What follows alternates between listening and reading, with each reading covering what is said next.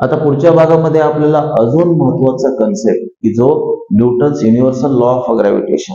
Actually आपण हे सगळं काही बाकी स्टडी करतो ते याच्यासाठीच, Newton's universal law of gravitation साठीच आपण स्टडी करतोय.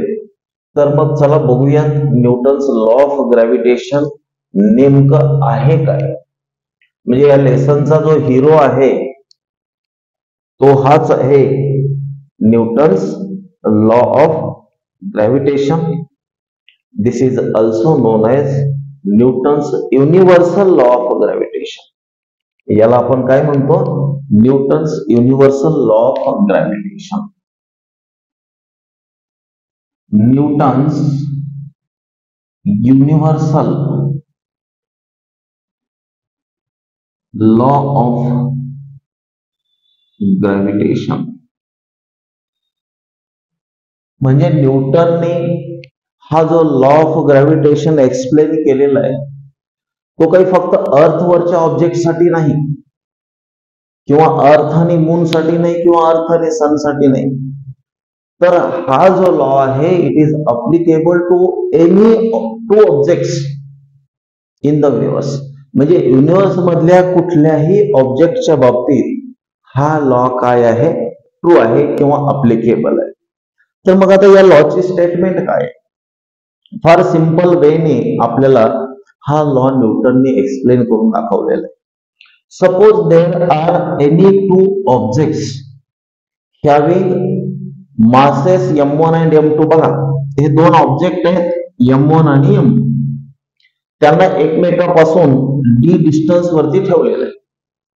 म्हणजे हा एक ऑब्जेक्ट, हा दुसरा ऑब्जेक्ट, या दोघांच्या सेंटर मधलं डिस्टन्स काय आहे, डी आहे. इथे दाखवा डी आहे. आता हा तिकडे खेचला जातो आणि राईट वाला लेफ्ट कडे खेचला जातो. म्हणजे ही फोर्सेस अट्रॅक्शन फोर्सेस आहेत एकमेकाकडची. समजा याचं मास m1 आहे आणि याचं मास m2 आहे आणि दोन ऑब्जेक्ट मधलं डिस्टन्स d आहे. तर मग या केसमध्ये आपल्याला हे साधं एक्झाम्पल देऊन न्यूटनने काय केलेलं आहे, युनिव्हर्सल लॉ ऑफ ग्रॅव्हिटेशन आपल्याला एक्सप्लेन केलेलं आहे. याला युनिव्हर्सल म्हणण्याचं कारण काय आहे, it is applicable for any two objects or all the objects which have masses in the universe. ज्याला मास आहे अशा सगळ्या ऑब्जेक्टच्या बाबतीत हे अप्लिकेबल आहे. म्हणजे थोडक्यात काय आहे, आता मी आणि ही वॉल आहे, टेबल आणि बुक आहे. Any two students which are sitting on the bench, त्यांच्यामध्ये सुद्धा हा फोर्स अप्लिकेबल आहे. किंवा स्टुडंट आणि बेंच यांच्यामध्ये पण आहे. मून आणि अर्थ मध्ये आहे, मून आणि सन मध्ये आहे, किंवा कुठलेही दोन सेलेस्टियल ऑब्जेक्ट घ्या त्यांच्यामध्ये दोघे एकमेकाशी इंटरॅक्ट करतात. म्हणजे अनेक जण एकाच वेळेला ते एकमेकाशी इंटरॅक्ट करत असतात. तर हा युनिव्हर्सल लॉ ऑफ ग्रॅव्हिटेशन आहे which is given bye Newton. बघूया न्यूटनचा हा युनिव्हर्सल लॉ ऑफ ग्रॅव्हिटेशन काय म्हणतो. तर हा युनिव्हर्सल लॉ ऑफ ग्रॅव्हिटेशन मध्ये पहिल्यांदा आपण काय करूया, force of attraction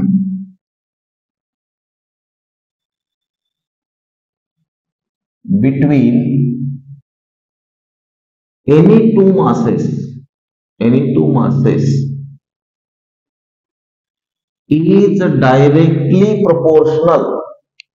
is directly proportional to the product of their masses and inversely proportional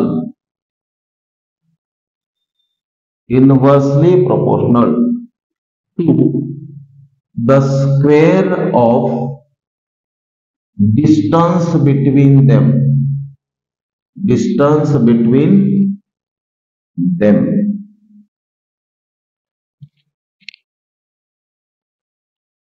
बघा या लॉची स्टेटमेंट काय आहे, the force of attraction between any two masses is directly proportional to product of masses and inversely proportional to the square of distance between them. म्हणजे याचे जर आपण दोन part केले, this force of attraction F is directly proportional to product of masses M1 and M2. Number 1 हा first part सांगतो स्टेटमेंटचा. Second part काय सांगतो, the same force is inversely proportional to square of distance between them. F is proportional to 1 upon d square. By combining these two, we have F is proportional to M1 M2 upon d square. F is proportional to M1 M2 upon d square. If you remove proportionality sign, we have to take some constant. Generally we take K, but here there is a special constant of gravitation. This F is equal to G into M1 M2 upon d square. This is the mathematical expression for Newton's universal law of gravitation. Now here G is universal gravitational constant. This is universal gravitational constant. F is force of attraction between two objects. M1 M2 are the masses of two objects and d is the distance between these two objects.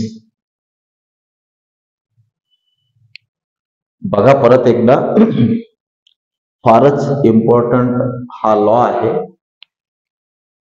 तर याची statement आहे, force of attraction between any two masses is directly proportional to product of the masses.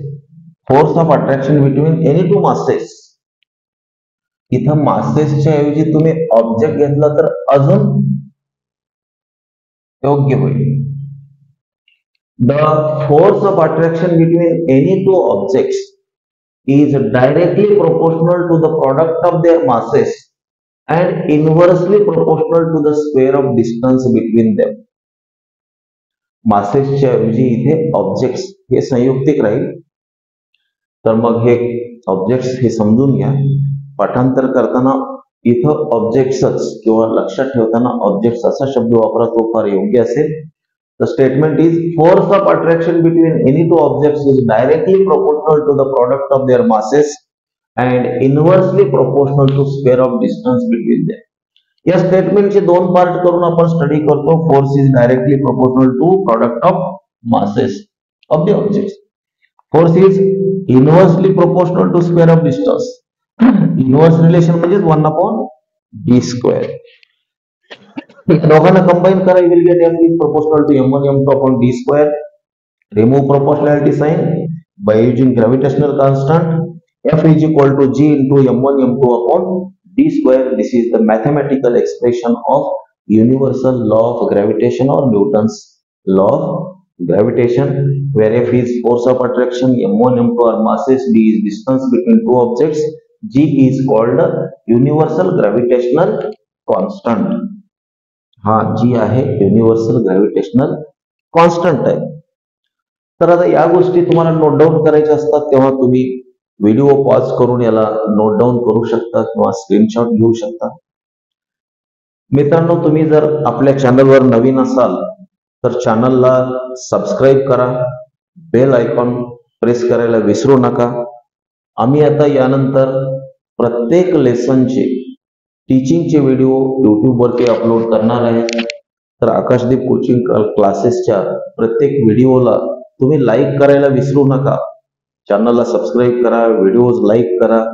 तुमच्या काही सूचना असतील किंवा काही तुम्हाला आमच्याशी कम्युनिकेट करायचं आहे तुम्ही कॉमेंट बॉक्समध्ये कॉमेंट करू शकता. तर चला आता पुढे आपण जाऊयात. नेक्स्ट पार्ट आहे and introduction to scientist again. आता पुढचा अजून पार्ट आलेला आहे की सायंटिस्टचं इंट्रोडक्शन. आता ऍक्च्युली इंट्रोडक्शन टू सायंटिस्ट मध्ये आपल्याला केपलरचं इंट्रोडक्शन उशिरा दिलेलं आहे. तर यामध्ये आपण थोडक्यात बघूयात. जॉन्स केपलर याचा जो लाईफ स्पॅन राहिलेला आहे 1571 टू 1630. हे जर्मन ऍस्ट्रॉनॉमर होते जॉन्स केपलर. आणि मग हे जॉन्स केपलर सुद्धा दुसरे एका फेमस जे सायंटिस्ट किंवा ऍस्ट्रॉनॉमर टायको ब्राहे यांच्याकडे ते कामाला होते किंवा ते त्यांचे हेल्पर होते. म्हणजे जॉन्स केपलर हे सुद्धा टायको ब्राहेचे ते हेल्पर होते.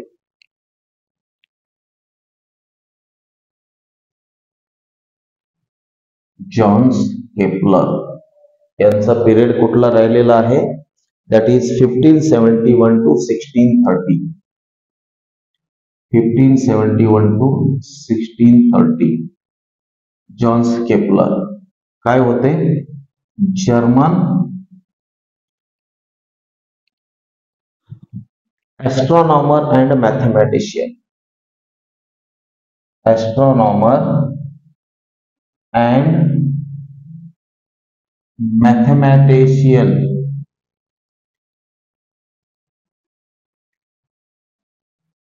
हेल्पर असिस्टंट होते.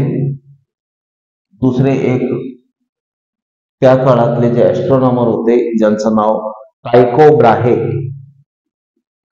टायको ब्राहे यांचे ते असिस्टंट होते. मग ब्राहेच्या 1601 मध्ये डेथ झाली ब्राहेची.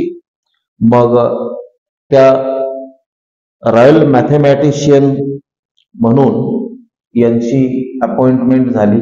म्हणजे after Brahe's death, he became a royal mathematician.